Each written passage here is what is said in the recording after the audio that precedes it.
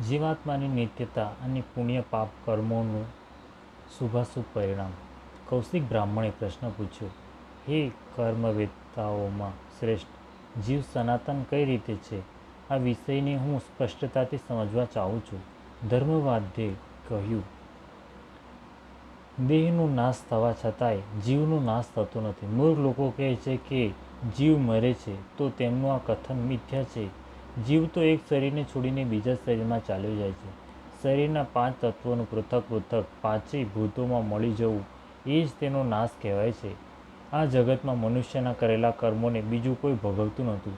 જેણે જે કર્મ કર્યું છે તેને જ તે ભોગવવું પડે છે. કરેલા કર્મોનો ક્યારેય નાશ થતો નથી.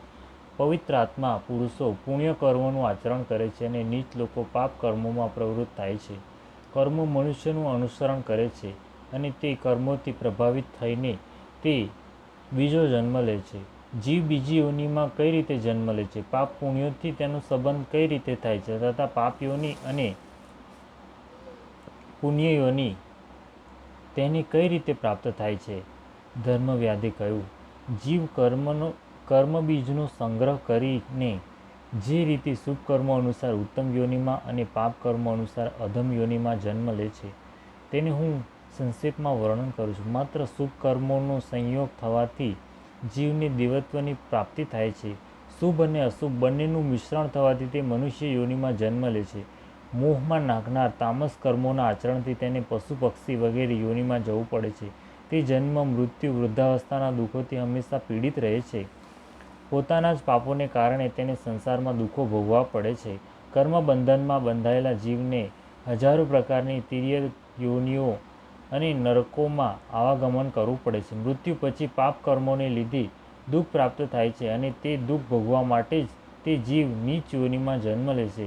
ત્યાર પછી બીજા નવા નવા પાપ કર્મો કરીને ચરી ન પાળનાર દર્દીની જેમ ફરી નાના પ્રકારના કષ્ટ ભોગવે છે. આ પ્રમાણે તે જોકે નિરંતર દુઃખ ભોગવતો રહે છે, છતાં પણ પોતાને દુઃખી માનતો નથી. તે દુઃખને જ સુખ સમજે છે. જ્યાં સુધી બંધનમાં નાખનારા કર્મોનો ભોગ સમાપ્ત થતો નથી અને નવા નવા કર્મો થતા રહે છે, ત્યાં સુધી અનેક પ્રકારના કષ્ટોને સહન કરતો રહીને તે ચક્રની જેમ આ સંસારમાં ચક્કર લગાવતો રહે છે.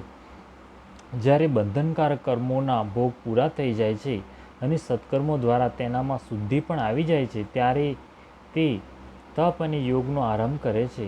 તેથી પુણ્યકર્મોના ફળ સ્વરૂપે તેને ઉત્તમ લોકની પ્રાપ્તિ થાય છે, જ્યાં જઈને તેને દુઃખ ભોગવવા પડતું નથી. પાપ કરનાર મનુષ્યને પાપ કરવાની આદત પડી જાય છે, પછી તેના પાપોનો અંત થતો નથી.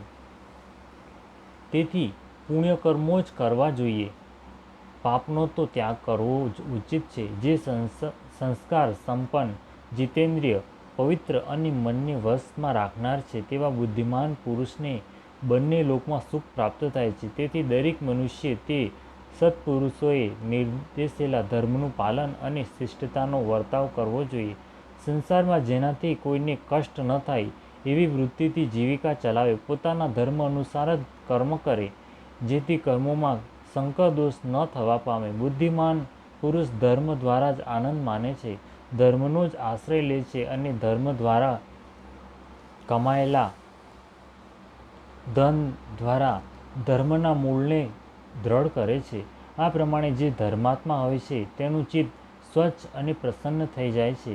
તે મિત્રોથી સંતુષ્ટ થઈને આ લોક અને પરલોકમાં પણ આનંદને પ્રાપ્ત થાય છે. ધર્માત્મા પુરુષ શબ્દ, સ્પર્શ, રૂપ, રસ અને ગંધ બધા પ્રકારના વિષય સુખો તથા પ્રભુત્વને પ્રાપ્ત કરે છે.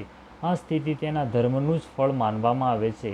ધર્મના ફળ સ્વરૂપે સાંસારિક સુખોને પ્રાપ્ત કરીને જેને તૃપ્તિ અથવા સંતોષ થતો નથી, તે જ્ઞાન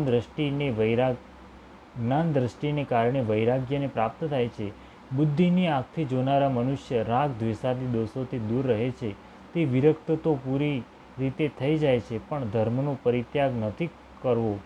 સંપૂર્ણ જગતને નાશવંત સમજીને તે બધાનો ત્યાગ કરવાનો પ્રયત્ન કરે છે. ત્યાર પછી તે પ્રારબ્ધના ભરોસે ન બેસી રહેતા યોગ્ય ઉપાય દ્વારા મુક્તિ માટે પ્રયત્ન કરે છે. આ પ્રમાણે વૈરાગ્યને પ્રાપ્ત થઈને તે પાપ કર્મોનો પરિત્યાગ કરે છે. પછી ધાર્મિક બનીને મોક્ષ પ્રાપ્તિ કરે છે.